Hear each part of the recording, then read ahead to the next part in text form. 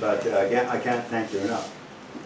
I'm going to be emotional, and so when I get emotional, I'm just going to say, I need a break, or excuse me, because of all the people I know in my life, there's 3 people gave me the most influence. John Brohman, Rich Whiting. Where'd he go? Where'd Dougie go? There he is, over there, Doug Kenyon. Those 3 men complete my life from a long time. I'm a lucky man. So I'm going to start out, and please forgive me if I do get pretty emotional. I'm sure some of you will too. Because we had a lot of care and respect for that man that's in this cabinet here. Maybe I'll get you this hand here so you can, I'll take your corner here, Matt. Right on. And of course we all have to wear glasses.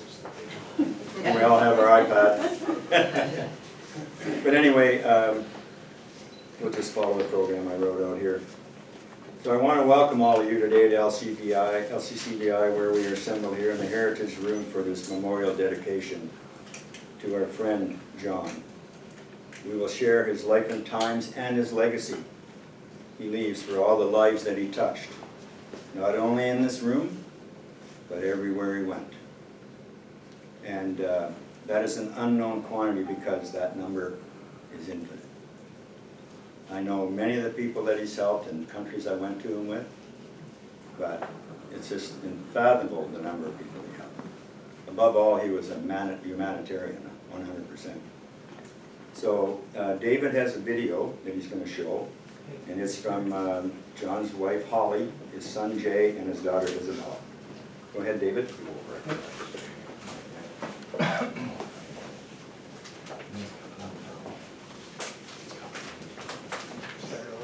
You're here. Everyone, thank you so much for organizing this memorial and party celebrating my dad's life. You're here.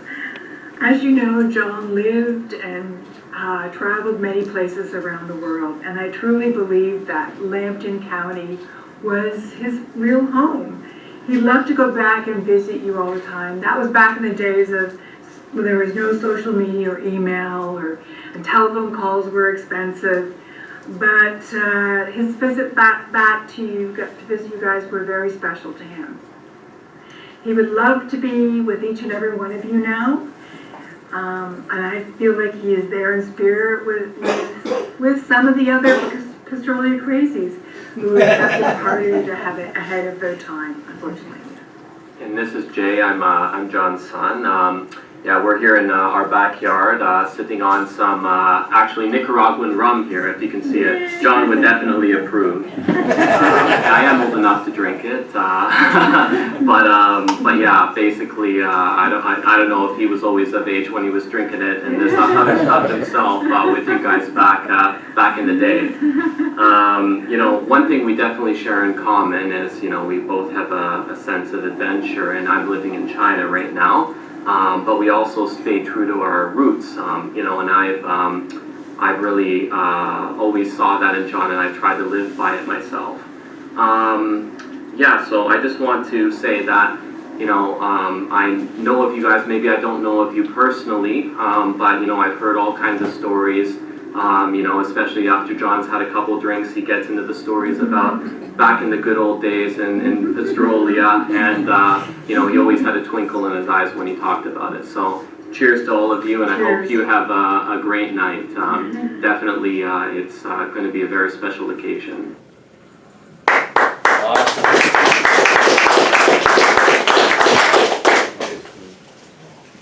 Thank you, David. And so now John's sister MaryEllen is here, and she's got some thoughts and some things to say too. So thanks for listening. Welcome to all of you. Together with Teresa, Holly, Jay, and Isabella, I would like to thank the many people who have made this day possible. From Vosbourgh and Rich for the idea of the dedication, for John then initiating the idea and committing to making this day possible, we thank you. To everyone who contributed their expertise to the dedication showcase, especially to Brad, we thank you. The display case is beautiful. To Dave Brown for your assistance and support in this project, we thank you. To Mary Lou Goodacre, Cormie, my best friend, who drove back from BC with me so that I could attend this dedication, and for her computer and photograph expertise. Also to her husband Larry and their dog for accommodating myself at their beautiful home in beautiful downtown Kamlaki. I thank you.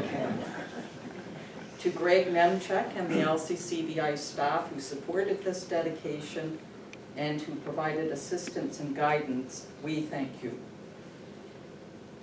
John's years at LCCVI prepared him for university with a strong and thorough academic foundation, a fact that he recognized during his university studies at the University of Western Ontario. He attributed this to the dedicated and the highly skilled teachers at LCCVI. In his first year at Western, he barely cracked a book in math, history, and geography, for which he credited Miss McKinley, Mr. Casson, and Mr. Elsley. Athletics and other extracurricular activities contributed to a well-rounded education. Following almost a decade of work and of travel to some 70 countries and in various parts of the developing world, John decided to pursue an academic career in geography. His PhD dissertation at UCLA focused on alternative development strategies in Latin America, and in particular on agricultural development in Nicaragua. His work prompted a very significant change in Nicaraguan agriculture policy. John led several field schools with SFU students in Nicaragua. They were undergraduate students who learned about the struggles and the organizing efforts to challenge inequity. It made a tremendous impact on the students involved. He initiated a university community economic development program in Mexico and a 6-year CETA-funded project in Bolivia concerning community economic development with a focus to improve the lives of the poor and the dispossessed. He spoke at many geography and economic conferences in Canada, the United States, Central and South America, often as the keynote speaker. One such speech took place in Havana, Cuba, where John spoke. It's one of the pictures here. And this one, Yeah. that one. Spoke to the Caribbean and Latin American associates of economists, and he did the speech all in Spanish, and he shared the stage with Fidel Castro. I'll tell that story later. I was with him. Yes. I still get chicken skin today. It was amazing. I too, hearing about it as well. He published numerous articles in a book called Popular Development, which is here as well, which continues to be studied.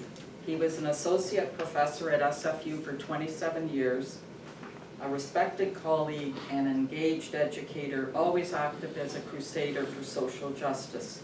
He left a legacy of students both informed and inspired. However, beyond his academic achievements, John cared deeply for his loving family, particularly his children, Jay and Isabella, who you had a chance to meet via the video clip, and his many friends. He loved to laugh, to tell stories, and to plan his next adventures.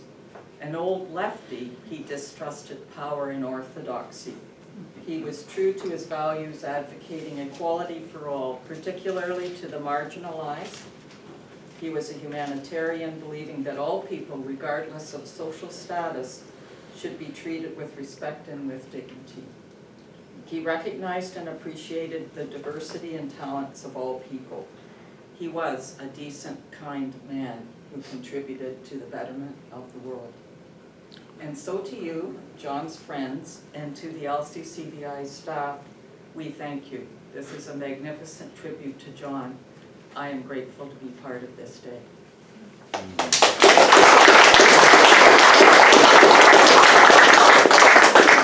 Thank you very much, MaryEllen, for your words on your brother.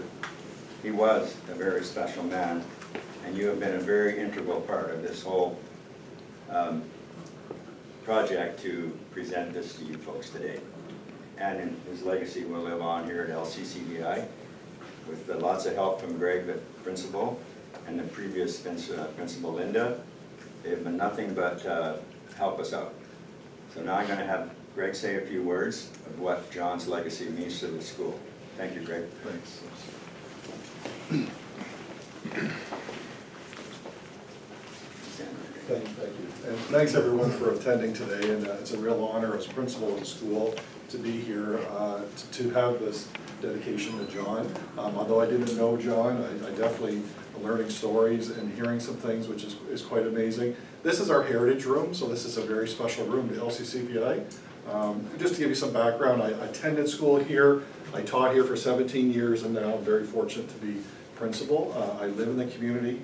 This is my home school, and I love every minute of it. So the heritage room we use by the students, by the staff. This is kind of our board room. This is where a lot of decisions of the school happen. We have a lot of meetings in here, our parents' council meetings in here. Our student council, our students meet here once a week, every week. So they're in this room constantly, and the heritage in this behind us is just amazing and around us.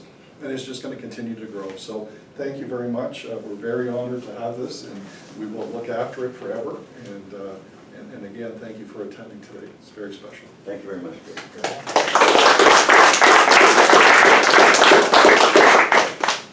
So folks, now I'm going to speak some on my experience with John Brohman from the first day I met him.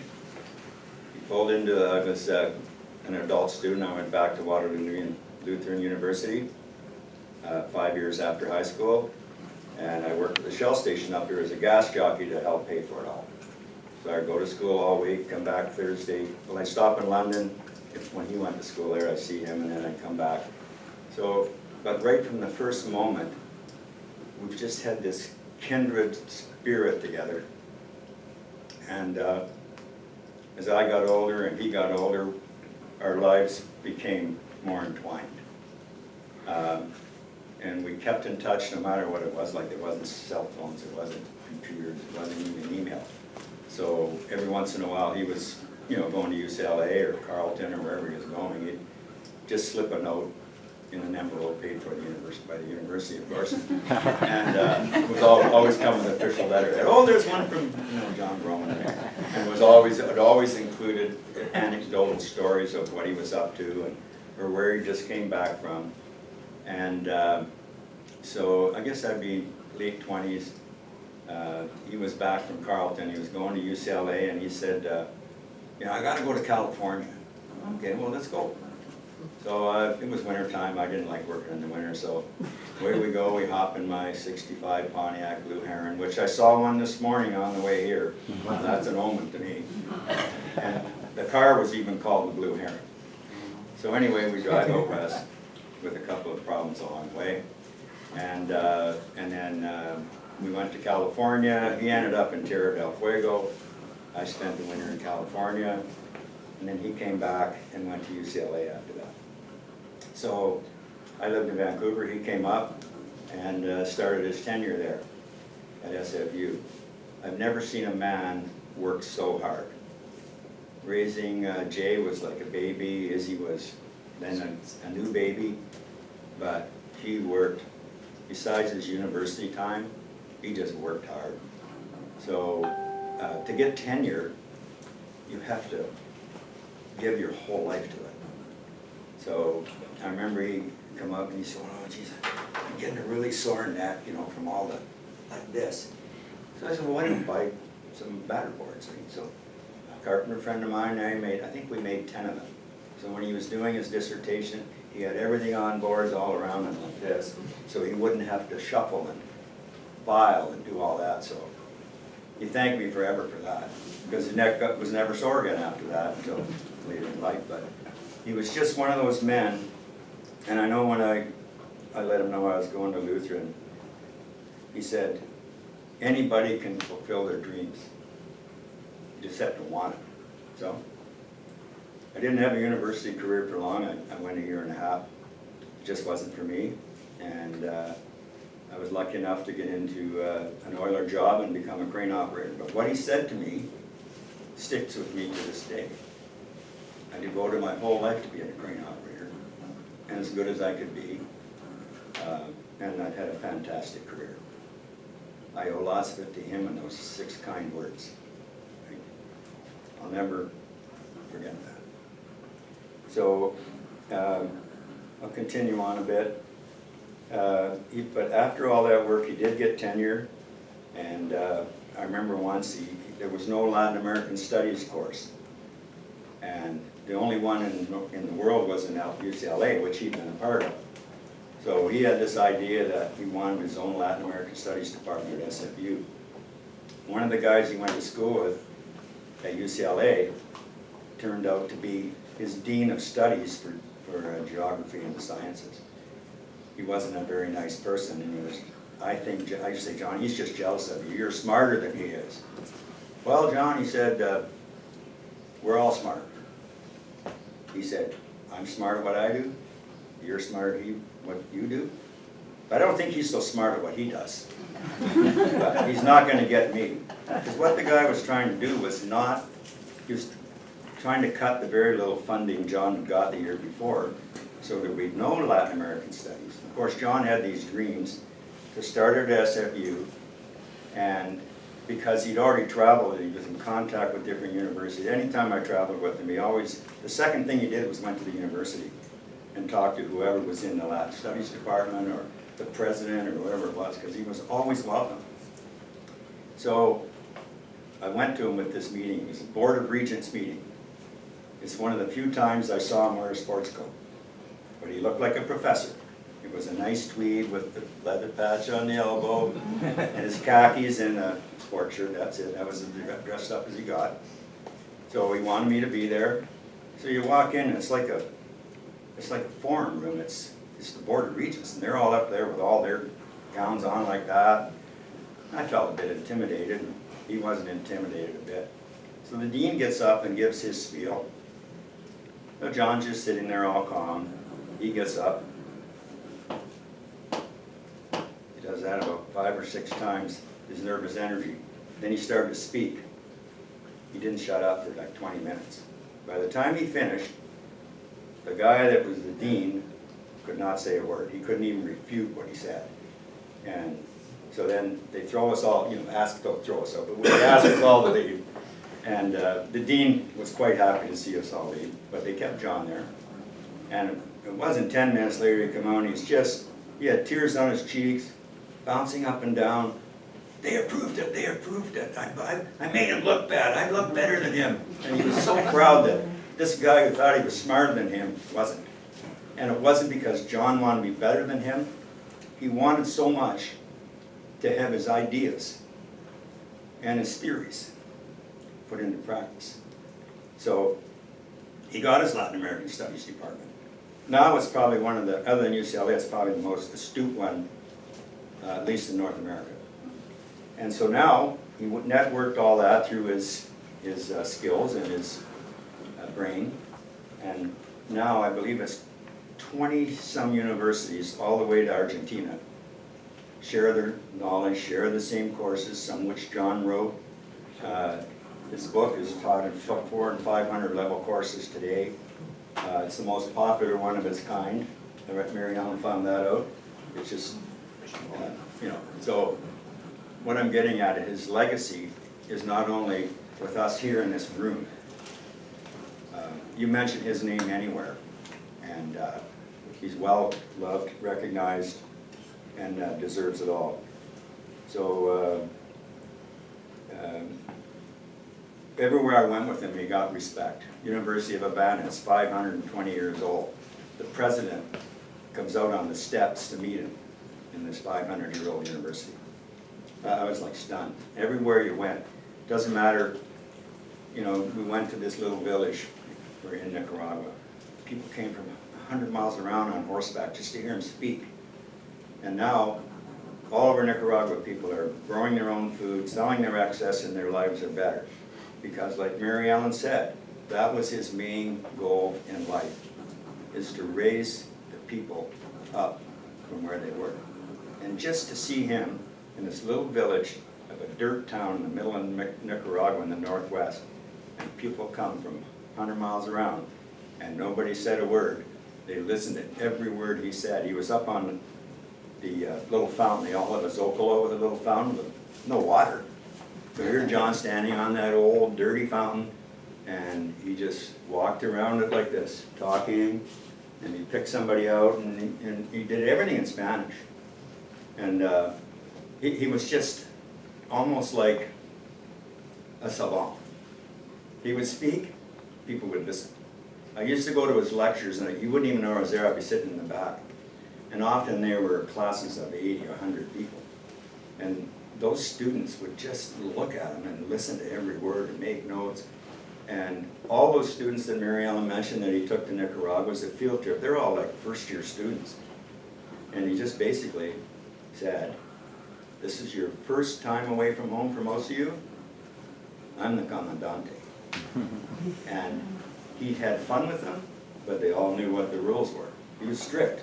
If he was in charge, he was very strict. And they love him to this day. At his memorial at SFU, like 400 people, all his former students. And the dean that he put in his place. That was really special. He said, I saw you at that meeting. That meeting made me angry for years. But it was the right decision. So to get an academic like that, because academics, the serious ones, they're elite. Because of their brain, I guess, I don't know. But John was not one of those people. He didn't have an elite bone in his body. He lived simply, loved unconditionally, and led by example. So I'll tell you this right now. I've never been more proud of any friend. And all these popular development theories came out of his brain. And he learned to use his brain here at LCCVI and from his parents, who were both educated. And he used that not only for his advantage, but for the advantage of others, which is what, you know, educators are supposed to do. Is it not great? That's their job, to educate you, to bring others along with you. He never left one person behind. Didn't leave any of these people behind, did he? He wasn't that kind of man. So, that was John. He was a silent leader, and everybody thanks him for that. His legacy is not only here in Petrolia in the Heritage Room, it is everywhere. Everywhere he touched, every country he went on a project. There's, like MaryEllen says, there's a big one still going on in Bolivia, an 8-year project. So, that dean told me at his memorial at SFU that he brought over $30 million of grants into SFU. And some of them were seeded grants. I think the Bolivian one was 8 million, wasn't it? 7 million? I think it was 7 million. Yeah. It was the biggest one he ever got. 10. And the first one he put an application in for was right here at LCCVI in 74, 72, something like that, for the Ontario government brought out opportunity grants. So he applied for one, got one for $5,000. Him and our other friend who's also passed, John Lebec, they had an office, Ted Brohman gave him an office downstairs, and they did a study of the shopping in Lambton County and found out that these people were charging too much over here and these people weren't charging enough over here, and he approached all of them, got them all to be on the same page. That was for $5,000, right? He'd walk in there all kind of disheveled and long hair. Well, you're not doing this right. You know, you're ripping this person off, and they're like, who's this guy?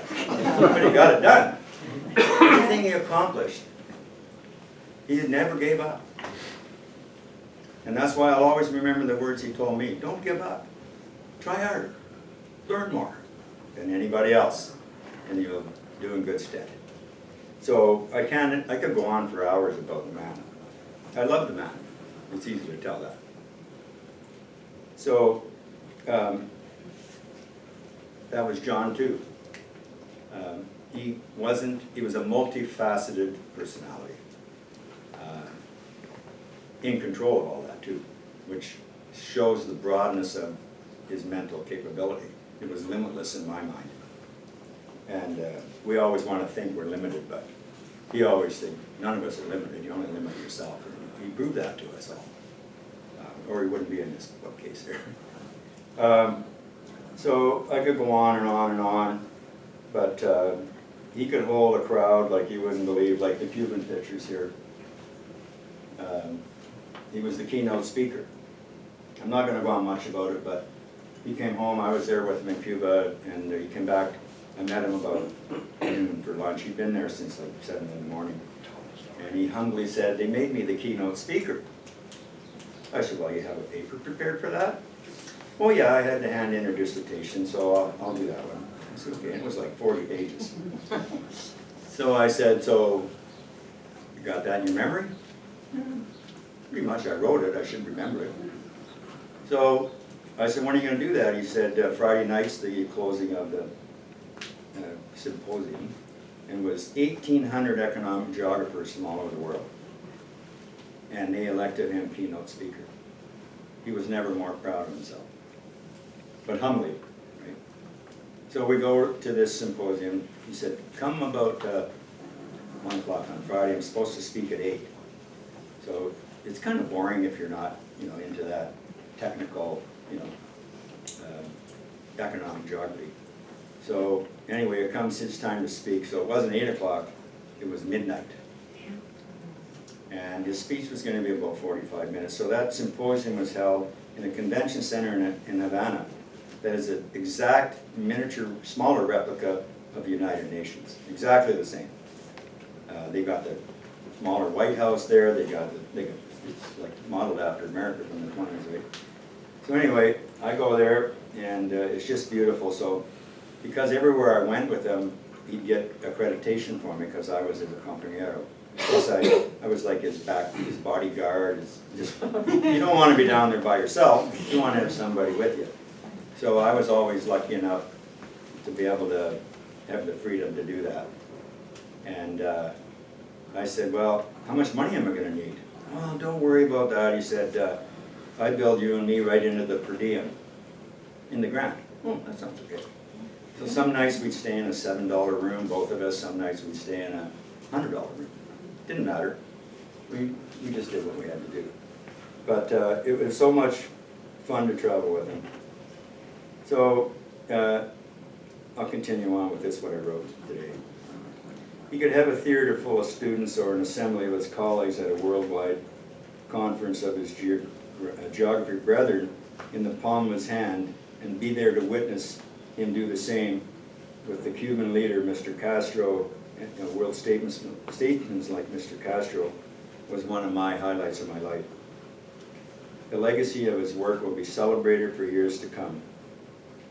In all the citizens and countries he touched with his expertise, his knowledge, and wherewithal to complete his task and his dreams. Again, I've never been more proud of someone, or will I ever meet anyone like him. That was John. So I want to thank all of you, every single one of you, for taking the time here today to celebrate him. But especially I want to thank all his friends and family who were every part of this endeavor. His sister MaryEllen, good friend Rich Whiting, David Brown, John Thompson, and Greg Nemchek, and last but almost importantly, the generosity, professionalism, and technical ability of our friend Brad Stutt, without whose expertise this would not be possible. And there's the proof right there. And sorry, Barney, he didn't need electrical. You see his connection here? Yeah, I see that. He sent me a picture. He said, "I don't know whether the school's going to like that. Extension cord." I said, "Well, I'm sure Greg's on our side. He'll make sure it's all done right." So that's what it is. But it was just plug in, right? That's what he does. He build and go. So anyway, thank you all, because without the technology of our world and pads and phones and emails, because Rich lives one place, I live another, Dave lives another, MaryEllen lives another, Brad lives in Toronto, he's a busy man. but it took everybody to pull this off. I'm proud of us all. This memorial display here in the Heritage Room at LCCVI was accomplished with respect, admiration, and love for our friend John, who will be so very humbled by it all. Would he not? He'd go, "What are you guys doing? You know, where's the beer?" Yeah, and cigar. I could never smoke cigars, but he'd like to smoke them big Cuban Esplendidos. They're like, you're up here, they're like $40 a piece. There, they're like $2 or something. So every night he'd come back from that conference, we'd sit out on the lanai under a palm tree, and he'd pull out these big Esplendidos. I said, "Where'd you get those?" "Oh, Jose down the street, his brother gets them for me." Or I said, "Are they real?" "Because you can get fake ones." "Oh no, they were the real thing. I'd have about 4 puffs. I'd be green and dizzy." And he'd just sit there and he'd smoke her down to about that. And he'd be dizzy too, but that's what he liked about her. He didn't mind being dizzy. I hate being dizzy. He can live being dizzy, not me, man. You know what happens when you get dizzy. Not him. You've never seen him, you know. No, never. He might disappear and, you know, go to sleep, but he would never stop. You know, he just loved to be social. He was a social being like lots of us are. And again, I can't say how many times I had so much fun with the man. I miss him every day. They'll always live in our soul. So, again, that was John. So after this, we have the social room at Krabby's. We're all welcome to go there.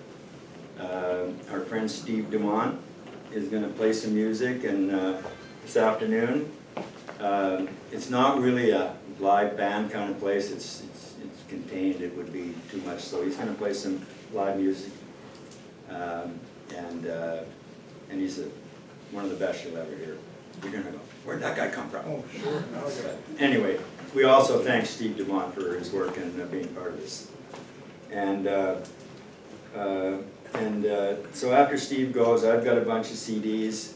I couldn't download my old MacBook wouldn't download all my songs onto a stick. So, but we're going to have lots of music, and we're going to have Steve's going to leave an open mic. So if anybody wants to stand up and tell John's story, or, you know, we don't want to hear anything out of the ordinary. But you can tell that in private.